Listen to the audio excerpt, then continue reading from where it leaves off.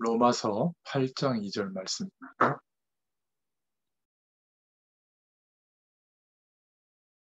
봉독합니다. 로마서 8장 2절. 이는 그리스도 예수 안에 있는 생명의 성령의 법이 죄와 사망의 법에서 너를 해방하였습니다.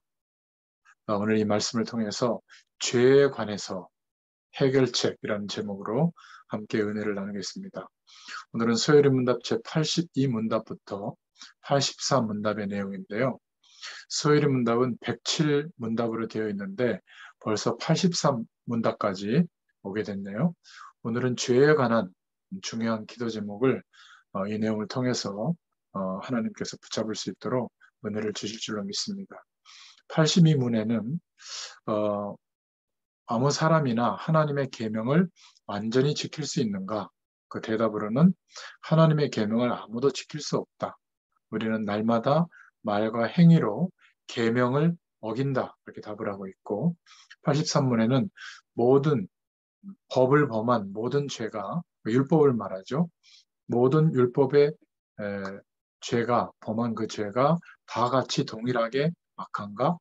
모든 죄는 같은 것인가? 이 질문에 대해서 답으로는 하나님이 보시기에 더 가증스러운 죄도 있다. 이렇게 답을 하고 있고요. 더 악한 죄가 있다. 또 84문에는 그러면 모든 죄는 보응을 받는가? 답으로는 이 세상과 오는 세상에서 보응을 받는다. 이 세상에서도 받고 죽고 난 뒤에 지옥 배경에 또 가게 되는 거죠. 자, 오늘 이 죄에 관해서 말씀드리기 전에 서론으로 좀 생각해 볼 것은 우리가 날마다 가장 행복한 하나님이 함께하는 그 축복을 누리고 있으면 우리의 관심과 중심이 바뀌게 돼요. 우리는 태어나서 시간과 공간 안에서 살아가고 있잖아요. 그런데 우리가 겪고 있는 많은 문제는 돈, 사람, 환경, 우리의 연약함 또는 여러 가지 세상의 변화되는 속도와 그런 중요한 기능이 없어서 생기는 문제들 이렇게 볼 수 있는데 사실은 우리가 알고 있는 사람만 생각해서 그렇지 이 지구 전체에 사는 다양한 종족들, 다양한 나라들의 삶을 보면 꼭 그런 것만은 아니에요. 진짜 문제는 시공간을 초월하는 쪽에서 온 문제거든요.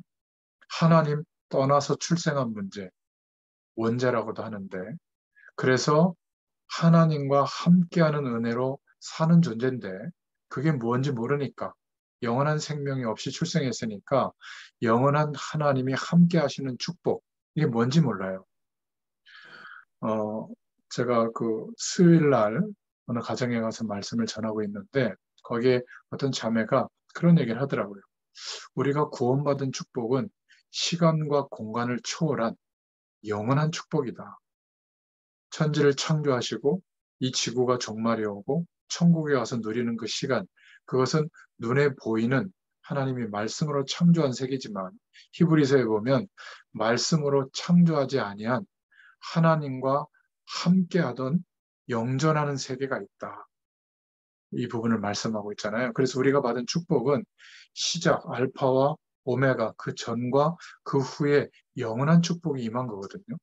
그러니까 우리가 많은 어려움이나 답답한 현실을 해결받기 위해서도 기도하지만 시공간을 초월하시는 하나님의 능력, 보좌의 능력이 우리에게 임하도록 그 축복이 임해야만 내가 누구이며 무엇을 위해서 어떻게 살아야 할지를 알게 되거든요. 그래서 예수 그리스도로만 이 축복이 회복되기 때문에 천지를 창조하는 것보다 더 어려운 방법, 하나님께서 성자 예수님으로 오셔서 우리를 위하여 죽으심으로 우리도 모든 죄와 저주와 사망 권세와 세상의 권세와 사단의 권세에서 해방되는 길을 열어주셨죠. 깨끗해진 게 아니라 죄에 대해서 죄 하나도 안 짓는 그런 사람이 된 게 아니라 이 죄에 대해서도 영원히 죽은 존재가 된 겁니다. 예수님의 죽음에 연합되어졌어요. 하나님은 우리를 그렇게 보시고 예수를 그리스도로 믿는 순간에 즉시 영원한 생명으로 거듭나게 해주셨어요. 그 증거로 하나님께서 이제는 거룩한 성령으로 우리 안에 우리와 함께 하시죠. 그래서 우리의 모든 하루의 삶을 통하여 우리는 행복하고 잘 되는 것을 구하지만 나쁜 건 아닙니다. 그러나 하나님은 우리의 오늘을 통해서 시공간을 초월하시는 하늘 보좌의 능력이 임하고 있다.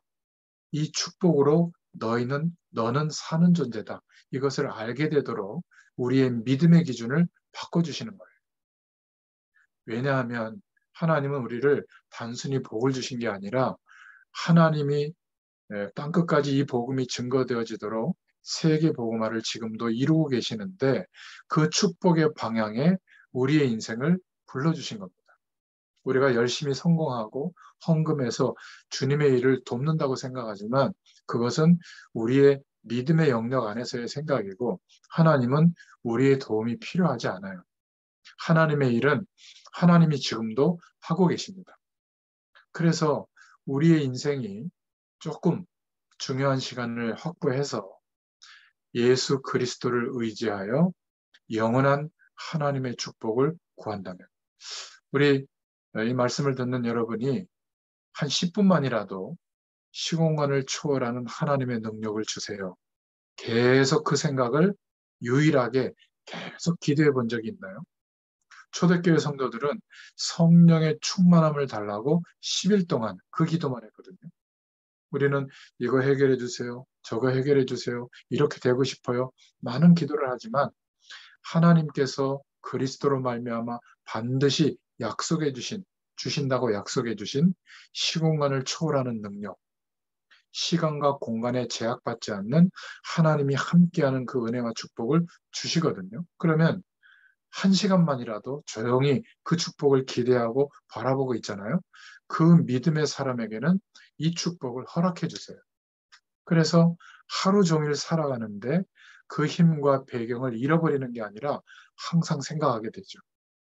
정말 사랑하는 사람, 중요한 일을 우리가 뭐 계속 생각하는 건 하지만 그 배경과 그 사랑하는 마음 속에서 살아가게 되면 하루 종일 그 영향권 안에서 사는 거잖아요.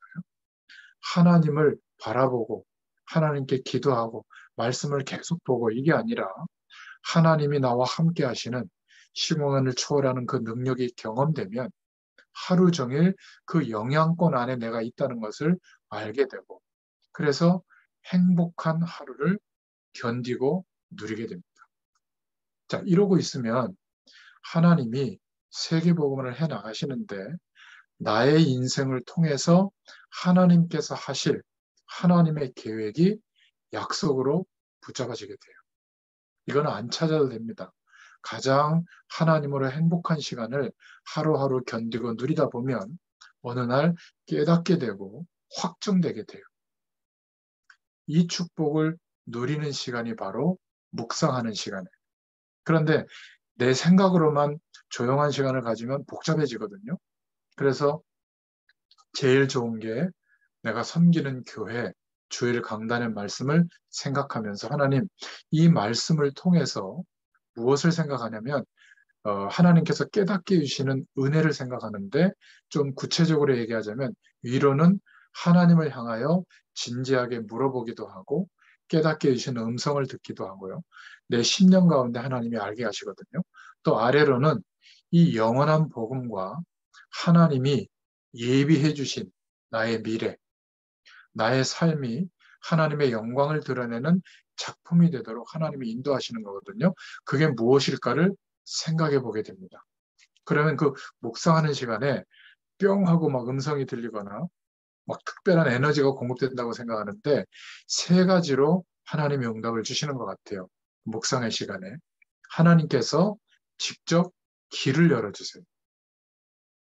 그 길의 핵심은 사람들의 소리나 세상의 배경이 나쁜 건 아닌데 그것은 진리의 길은 아니거든요. 하루의 삶을 통해서 사람의 소리에 기준을 두지 않게 되도록 하나님이 길을 열어주시는 응답이 첫 번째 오고 이 묵상의 축복을 처음엔 잘 모르는데 매일 조금씩 누리게 되다 보면 두 번째로 하나님이 빛을 비춰주십니다. 세상에 흑암의 문화가 있거든요. 하나님 없어도 살만하다. 하나님 없어도 즐겁다. 하나님 없어도 행복하다. 이런 것으로 완전히 포장되어진 흑암 문화에 거의 다 속으면서 살아가는데 하나님께서 우리에게 복음의 빛, 하나님의 창조의 빛을 비춰서 흑암 문화는 필요하다면 선택하면 되는 것이고 거기에 빠지지 않게 됩니다. 그리고 세 번째는 묵상할 때 어떤 응답을 주시냐면 하나님의 메시지를 주세요. 그러니까 굉장히 세밀하게 하나님의 음성을 듣게 되고 깨닫게 되는 응답이 오는 겁니다. 이 사람을 세상에 하나님의 영광이 드러나도록 하는 안테나가 되도록 축복하시는 겁니다. 안테나가 있어야 주파수들이 전달되잖아요. 그렇듯이 우리 인생을 통해서 하나님의 영광이 나타나도록 그런 은혜를 허락해 주십니다. 그래서 1시간쯤 먼저 일어나든지 아니면 잠자리에 들기 전에 이 시간을 나름대로 꼭 가지고 하나님께 깊은 은혜의 시간을 누리시기를 바랍니다. 자, 그러면 성경이 말하는 죄에 관해서 깨닫게 됩니다. 우리가 첫 번째로 이 죄에 관해서 성경은 뭐라고 말하고 있는지를 봐야 되는데 대부분 남에게 안 좋은 일을 한 거, 안 좋은 행동을 한 거, 이 정도로만 생각하는데 성경은 더 근본적인 죄에 관해서 말을 하고 있거든요. 그래서 첫 번째로 창세기 3장에 하나님과의 약속을 놓치고 그 약속 속에서 하나님의 영원한 축복을 누리던 인간이 첫사람 아담과 하와가 하나님을 떠나게 된 거죠. 더 이상 하나님의 영원한 축복을 알 수 없는 사망 안에 놓이게 된 겁니다. 그래서 요한 칼빈은 모든 인간은 한 사람도 빠짐없이 전적으로 부패했고 타락했다. 이렇게 말하고 있거든요. 이런 사실을 깨달은 사람들이 성경 말씀을 통해서 이렇게 고백했습니다.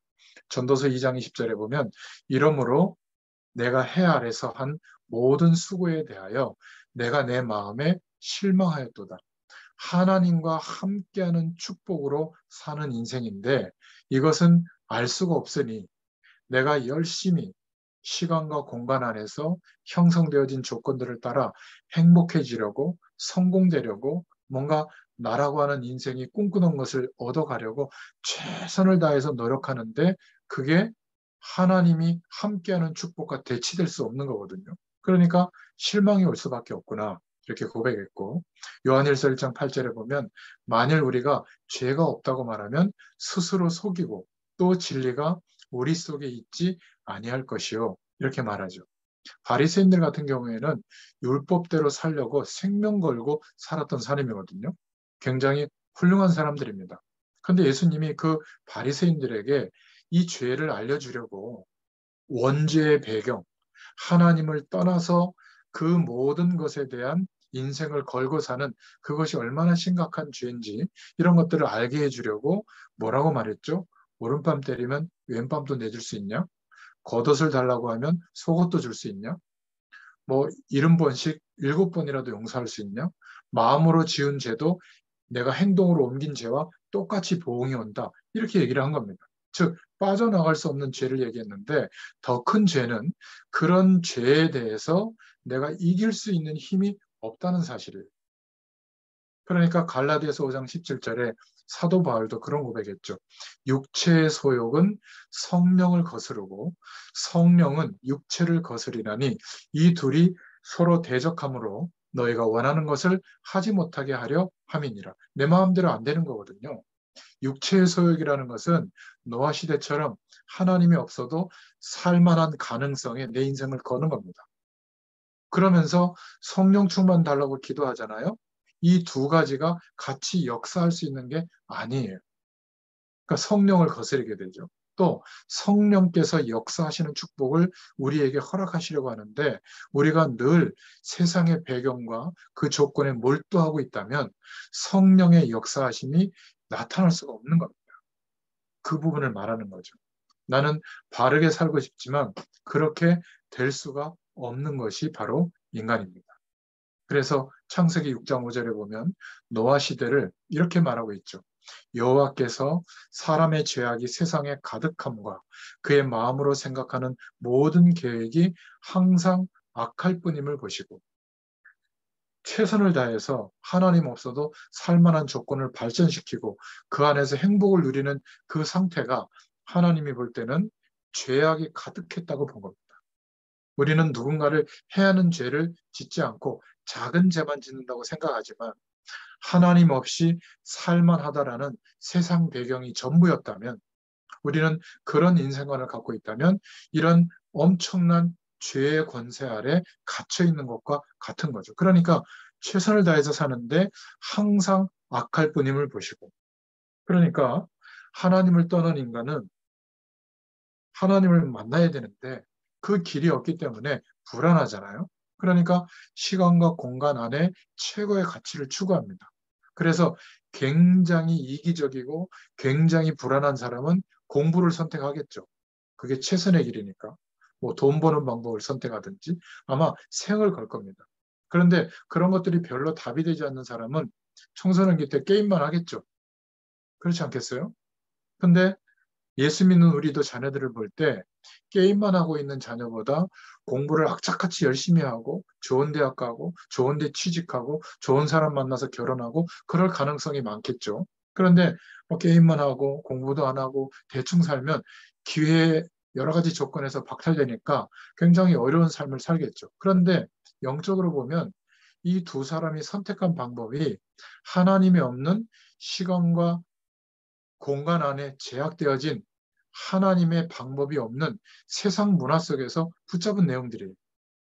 결국 다 어려워집니다. 그러나 영적으로 보면 공부하지 마라, 성공하지 마라 그 말이 아니라 악착같이 세상의 배경이 전부라고 생각해서 목숨 걸고 노력하면 그걸 얻거든요. 얻는 사람은 어떤 생각을 갖게 될까요? 아마 이럴 겁니다. 저렇게 노력하는 사람은 저렇게 가난해 살다가 죽어도 되고 법의 보호를 못 받아도 되고 저렇게 아주 엄청난 어려움을 겪고 살아도 돼. 이렇게 여기는 나는 굉장히 우월한 인생이라고 생각하는 그런 인생이 됩니다. 그리고 노력하면 얻을 수 있는 길을 알고 있기 때문에 더 이상 하나님의 말씀이나 하나님의 은혜, 시공간을 초월하는 능력, 이거는 기대하지도 않죠. 어떤 사람이 복음에 적합한 사람입니까? 너무 삶이 고통스럽고 힘들어서 누군가 전해주는 복음을 듣고 내가 이 복음을 붙잡고 내 인생의 문제를 좀 해결받고 싶은 그런 욕구 때문에 예수 믿게 됐다면 오히려 영원한 시공간을 초월하는 하나님의 능력을 얻을 기회가 빨리 왔을 겁니다. 그런데 나는 괜찮은 사람이야. 나는 저렇게 99% 모자란 사람보다 특별한 사람이야. 이런 엘리트 의식과 성공자들이 갖고 있는 생각은 복음의 가장 반대 지점에 있는 생각과 같아요. 그것을 성경은 말하고 있는 겁니다. 이거를 잘못 들으면 노력하지 않아도 된다 그렇게 들리는데 노력하지 않으면 세상의 조건을 얻을 수 있는 능력이 없기 때문에 분명히 어려움이 옵니다. 그러나 영적으로 나의 힘과 세상의 배경으로 안 되는구나 라는 절망을 더 빨리 경험하게 되거든요. 그러면 영원한 하나님의 축복을 기대하는 사람으로 바뀔 가능성이 훨씬 더 많아요. 그런 면에서는 똑같은 거죠. 창세기 8장 21절에 이제 홍수 심판이 끝나고 난 뒤에 예배하는 그 예배를 받으시면서 어, 하나님께서 말씀하신 내용인데 그 중심에 이르시되 내가 다시는 사람으로 말미암아 땅을 저주하지 아니하리니 이는 사람의 마음이 계획하는 바가 어려서부터 악함이라. 이게 무슨 말이죠? 하나님 없어도 살만하다라고 생각하는 겁니다. 이게 죄라는 거예요. 물을 떠나 있는 물고기는 어떻게 해서든지 물속으로 들어가려는 노력을 해야 되는데 인간은 영적 존재인데도 불구하고 영원한 생명을 어떻게 얻지? 영원한 하나님의 축복을 어떻게 누릴 수 있지? 여기에 대해서는 기대하거나 의식하지 않고 오늘 주어진 삶을 어떻게 행복하게, 어떻게 잘 되도록 여기에만 몰두하고 있다면 그거는 훌륭한 태도이긴 하지만 하나님이 허락하신, 구원해 주신 그 축복은 누릴 수가 없는 인생관이 될 줄로 저는 알고 있습니다. 그래서 로마서 3장 6절부터 21절에 모든 사람은 이런 영적인 죄를 범하고 있는 겁니다.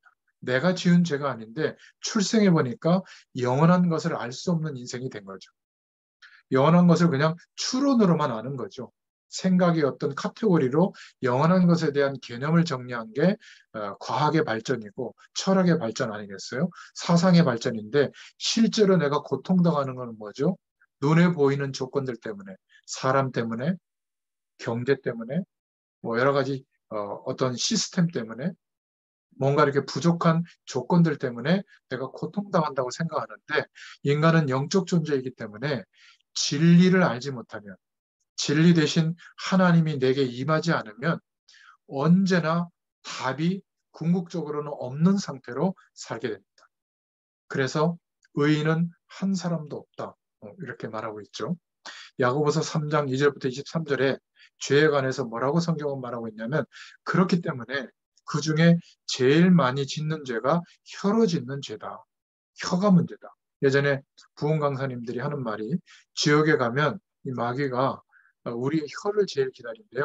혀를 공격하라고 아주 환영받는다. 그러니까 하나님 없어도 살만하다라는 기준을 얼마나 제시하고 얼마나 영향을 주는지. 이게 죄라고 하는 큰 엄청난 죄거든요. 이게 죄라고 생각해 본 적은 없잖아요. 내가 열심히 사는 게 뭐가 죄냐? 최선을 다하고 성실하게 사는 게 뭐가 죄냐? 시공간을 초월하는 하나님의 능력을 기대하지 않고 세상 배경이 전부인 것처럼 살아가는 이것이 하나님이 볼 때 타락으로 보는 겁니다. 두 번째. 그렇다면 우리가 짓는 모든 죄는 다 똑같은가? 더 큰 죄도 있다고 성경은 말하고 있는데 에스겔서 8장 6절에 보면 하나님이 보시기에 크게 가증스럽게 보는 죄가 바로 우상숭배입니다. 에스겔서 13장 15절에도 하나님의 노를 바라는 죄가 있는데 허탄한 것을 말하며 거짓 점을 치는 것이다. 이렇게 하면 성공한다. 이렇게 하면 잘 된다. 우리 자녀들에게 너무나 많은 것들을 얘기하는데요. 하나님의 노를 바라게 하는 죄예요. 하나님 바라보면 된다. 예수 그리스도 안에 회복된 이 축복을 기대하면 된다. 이거보다 더 허탄한 것을 말한 것. 하나님이 노를 바란답니다.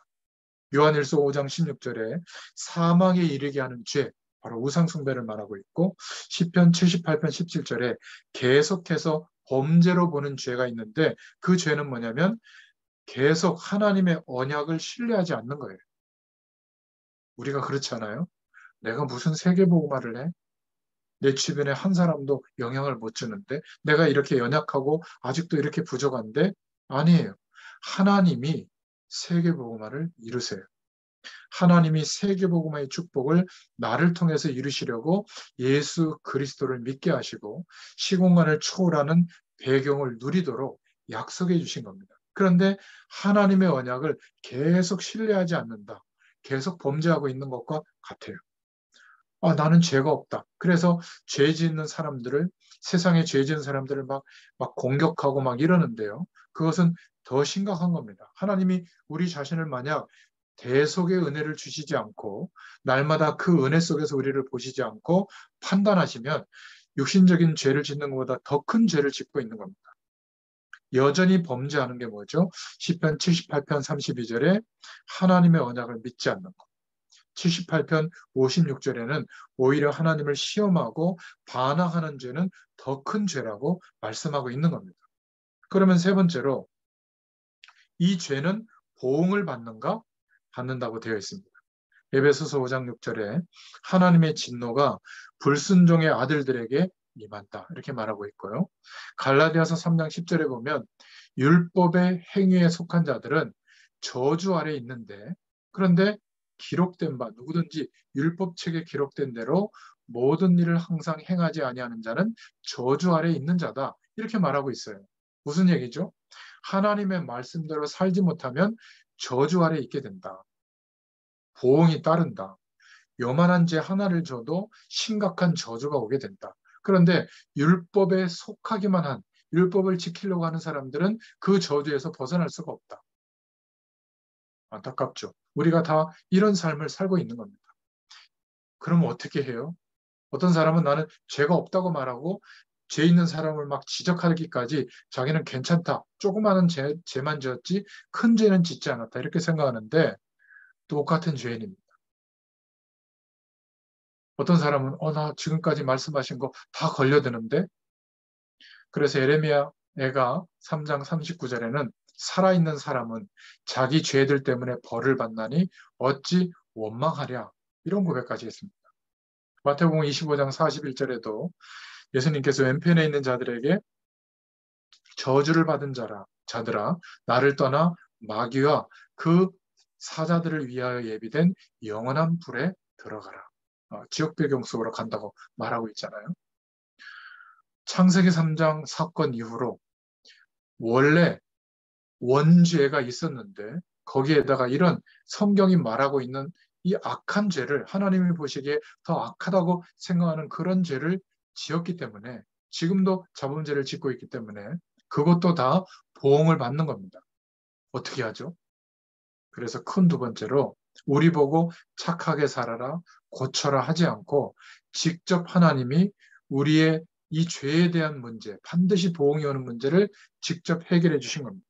상의하지 않고 그리스도를 보내겠다. 메시아를 보내겠다. 그래서 로마서 오늘 본문의 8장 2절에 하나님께서 그리스도를 보내셔서 죽으시고 부활하심으로 완전히 원죄의 문제와 우리가 짓는 자범죄의 문제와 앞으로 지을 죄에 대한 문제도 해결해 주신 겁니다. 어떻게 해요? 아예 죄에 대해서 깨끗해지려고 노력하면 해결이 안 되니까 아예 죄의 권세에 대해서 죽이신 겁니다. 죽은 존재가 되게 하신 거예요. 예수님의 죽으심과 연합되어져서 우리도 함께 영적으로 죽었다라고 하나님이 인정하신 것이죠. 이 대속의 은혜를 생각하고 우리가 요한일서 1장 9절에 우리의 자범죄도 빨리 하나님 앞에 고백하면 깨끗하게 인정해 주세요. 너는 죄 없다. 죄에 대해서는 죽은 존재다. 그럼 또 죄를 져도 되겠네요? 아니에요. 똑같은 죄에 대해서 이길 힘이 없을 때 반드시 우리의 죄를 고백하고 성령 하나님의 도우심을 구해야 됩니다. 그러면 나는 연약해도 죄의 권세를 이길 수 있는 힘을 가지고 죄를 넘어서게 되죠. 누가복음 15장 11절부터 32절에 탕자의 비유가 나오는데 회개하고 돌아오면 용서할 뿐만 아니라 오히려 축복까지 하시는 장면을 보게 됩니다. 가까이 있던 장자, 그 아들은 아니 저렇게 탕자가 자기 재산을 다 탕진하고 아버지 걸 가져다가 탕진하고 왔으면 벌을 줘야지 하고 시험에 들거든요. 근데 하나님은 우리에게 죄에 대해서 묻고 따지고 저주하시는 분이 아니라 이미 그리스도로 말미암아 이 죄에 대한 권세에서 영원히 해방시켜 주셨기 때문에 육신을 입고 있는 한 죄의 권세를 못 이겨요. 그때 회개할 때마다 용서하실 뿐만이 아니라 오히려 가락지까지 빼주고 그리고 막 가축을 잡아서 막 잔치까지 마을 사람들을 불러서 잔치하잖아요. 우리 아들이 돌아왔다고. 마찬가지입니다. 하나님은 그리스도로 말미암아 영원한 하나님의 축복을 허락하시는 겁니다. 축복까지 해주시는 거죠. 욥기서 23장에 보면 진짜 죄를 깨닫고 회개하면 하나님의 뜻을 돌이키실 정도로 축복하십니다. 자, 그런데 세 번째가 문제죠. 구원받은 자가 범죄를 하죠. 구원받은 자도 범죄합니다. 많이 합니다. 그럼 어떻게 될까? 구원받은 자가 악한 습관이 있는데 이 악한 습관을 안 고치면 어떻게 될까? 내 마음대로 안 돼요. 구원받았는데도 영적인 문제가 심각할 정도로 하나님 없이 살아가는 세상 배경이 전부인 것처럼 거기에 몰두하는 습관, 악한 나쁜 습관, 다른 사람들 힘들게 하는 습관, 가정이 파괴될 정도로 그 습관이 악하면 어떻게 될까? 내가 지금 경제 문제가 올 만큼, 병이 들 만큼 심각한 악한 습관이 있다면 어떻게 되겠는가? 분명히 구원받은 것은 맞는데 여러분 완전히 답을 내야 됩니다. 인간은 이럴 수밖에 없기 때문에 내가 노력해서 나를 바꾸는 게 아니라 하나님께서 그리스도를 보내셔서 완전한 구원을 주신 그 사실을 믿어야 됩니다. 예수 그리스도께서 성령으로 와 계시는데도 우리는 이럴 수 있거든요. 그래서 하나님이 깨닫게 해주시는 길을 주셨어요. 사도행전 1장 8절에도 나와 있지만 성령의 충만을 받아라. 시간과 공간을 초월하는 하나님의 능력을 구해야 되는 겁니다. 여러분 하루에 10분만이라도 다른 기도는 다 빼고 성령 충만을 달라고 계속 기대하고 구해보세요. 반드시 이 축복을 허락해 주십니다. 그러면 죄의 권세가 대단하게 보이는 게 아니라, 세상 권세가 대단하게 보이는 게 아니라, 시공간을 초월하시는 하나님이 함께 하시는 하나님의 배경이 실제로 경험되고 느려지기 때문에 만족이 오는 정도가 아니라 경외감이 생기고요. 이 세상에 내가 아무 배경이 없더라도 자존감, 자긍심이 생기고 하나님의 능력이 나의 말과 나의 인생과 하루에 나타나기 시작합니다. 그래서 연약했던 이 베드로가 성령 충만 받기 전엔 예수님을 저주하고 도망갔는데, 오히려 성령 충만을 받고 나서는 어떻게 바뀌었죠? 거꾸로 십자가형을 당하기까지 순종했습니다. 하나님의 일에 일평생을 드렸죠. 사도행전 2장 1절부터 47절에도 보면 초대교인들이 너무 연약했는데 내 힘으로 안 되던 사람들이 성령의 충만을 받으니까 하나님의 능력으로 바리새인들과 유대인들과 또 어마어마한 로마의 배경 앞에서도 하나님이 함께 하시는 축복을 드러내는 것에 대해서 소신을 굽히지 않았습니다. 사자밥이 되는데도 굽히지 않았어요. 하나님의 능력을 알고 있기 때문에 죽어도 죽는 게 아니구나. 영원한 하나님의 배경이 시작되는구나. 못 말리는 사람들이 된 거죠. 그래서 이 축복을 체험한 스가랴 선지자는 4장 6절에 이렇게 대답합니다. 그가 내게 대답하여 이르되 여호와께서 스룹바벨에게 하신 말씀이 이러하니라. 만군의 여호와께서 말씀하시되 이는 우리의 힘으로 되지 아니하며 우리의 능으로 되지 아니하고 오직 하나님의 영, 나의 영으로 되느니라. 이렇게 고백했죠. 그래서 우리가 어려울 거 하나도 없어요. 성령의 충만을 주옵소서. 이 세상의 어떤 문제나 어려움보다, 이 세상의 어떤 가치보다 시공간을 초월하시는 하나님의 능력이 임하는 축복이 전부구나. 이것을 구하시기를 바랍니다. 언제요? 묵상하는 시간. 여러분, 성령 충만을 받지 않고 끝까지 하나님 없어도 살만한 그런 인생관, 그런 가치관에 우리의 인생을 쏟아부으면 악한 습관이 형성이 되거든요. 하나님이 볼 때 말이에요. 그러면 악한 습관에 빠져 있으면 고린도전서 5장 5절처럼 됩니다. 이런 자를 사단에게 내어 주었으니 이는 육신은 멸하고 영은 주 예수의 날에 구원을 받게 하려 함이라. 여러분, 대표적인 인물이 바로 야곱입니다. 바로왕 앞에 와서 축복 기도할 때 하는 장면이 기억나시죠? 내가 험악한 세월을 살았노라. 언약 백성인데도 불구하고 결국 세상을 향하던 계산하던 습관을 내려놓지 않으니까 시공간을 초월하시는 하나님의 능력을 의지하고 소중한 하루를 견디고 살아가는 게 아니다 보니까 결국 고생스러운 인생을 사는 겁니다. 우리도 똑같아요. 그래서 오늘 결론입니다. 죄는 아무리 작은 것이라도 영적인 거기 때문에 독하고 무서운 겁니다. 암 걸리는 것보다 더 무서운 상태가 되는 거거든요. 나는 죄가 없다라고 하는 사람은 오늘 성경 말씀해 봤지만 다 걸려드리는데도 불구하고 아니라고 생각하는 사람은 정말 교만한 사람입니다. 우리는 말씀을 알고 있는데도 또 죄의 권세에 무너집니다. 그래서 그 죄를 하나님 앞에 고백하고 심각하게 고백할 필요가 없어요. 인정하고 성령의 충만을 구하시면 세상 권세, 죄의 권세를 이기는 사람으로 축복하실 줄로 믿습니다. 그래서 꼭 기억하시기를 바랍니다.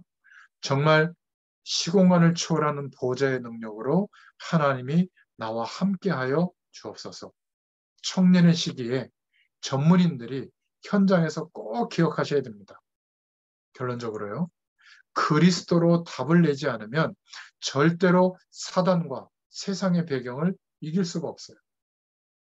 사단은 우리의 학벌, 우리의 능력, 우리의 경제력을 절대 두려워하지 않습니다.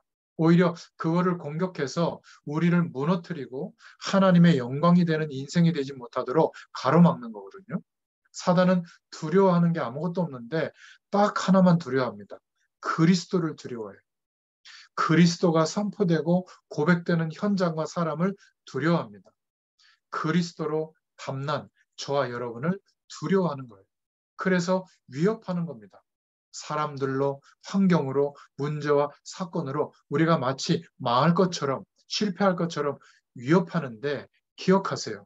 시간과 공간을 초월하는 하늘 보좌의 능력이 임하는 기도의 비밀, 묵상의 비밀이 있다면 어떤 절망스러운 세상 가운데 놓일지라도 거기에 하나님 나라의 배경이 임하는 축복이 나타나는 그런 인생이 될 줄로 믿습니다. 나는 전도를 안 했는데도 내가 이 배경을 누리고 살아가는 나를 보고 하나님을 믿게 되는 그런 역사가 있게 될 줄로 믿습니다. 하나님을 바라보는 24의 축복을 누리고 있으면 가장 편안한, 그러면서도 하나님의 역사를 보게 될 줄로 믿습니다. 기도하겠습니다. 하나님, 참 감사합니다. 오늘도 주의 말씀으로 우리 청년들에게, 우리 전문인들에게 역사해 주셔서 감사합니다. 성경이 말하고 있는 죄에 관하여 빠져나갈 수 있는 사람은 한 사람도 없는 줄로 믿습니다. 예수 그리스도의 능력으로, 그 보혈의 능력으로 우리는 죄에 대해서 영원히 죽은 존재가 되게 하셨고, 이제 또 자범죄를 하나님 앞에 고백할 때마다 성령의 도우심으로 죄의 권세, 세상의 권세를 능히 물리치고 우리의 인생을 통하여 영원한 답을 전달하는 하나님의 축복이 나타나는 그런 인생이 되도록 주님께서 역사해 주실 줄 믿습니다. 한 주일 동안에도 승리하게 하시고 일평생 하나님의 은혜를 누리는 축복의 인생이 되게 하여 주시옵소서. 예수님의 이름으로 감사하며 기도드렸습니다. 아멘. 감사합니다.